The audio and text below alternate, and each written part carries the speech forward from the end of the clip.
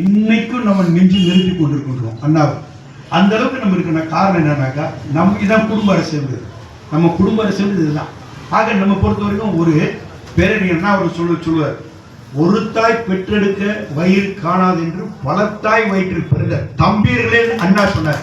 அதான் இன்னைக்கு நம்ம பார்த்தீங்கன்னா ஒரு தாய் பிள்ளைகளாக பல இடத்துல பல விதத்தில் காஷ்மீர்லேருந்து கன்னியாகுமரி பறவை இருந்தாலும் இன்னைக்கு உலகம் முழுவதும் 156 நாட்டில் நம்ம தமிழ்நாடு இருந்தாலும் பார்த்தீங்கன்னா ஒட்டுமொத்தமாக இன்னைக்கு பார்த்தீங்கன்னா அந்த உணர்வோடு அண்ணன் அன்பழகன் அவர்கள் குறிப்பிட்டது போல நாட்டால் இந்தியன் மாற்று கருத்து கிடையாது, இனத்தால் திராவிடன் அதுலேயும் மாற்று கருத்து கிடையாது, மொழியால் தமிழன், மொத்தத்தில் நம்ம ஒரு மனிதனாக இருந்து கொண்டிருக்கின்றோம்.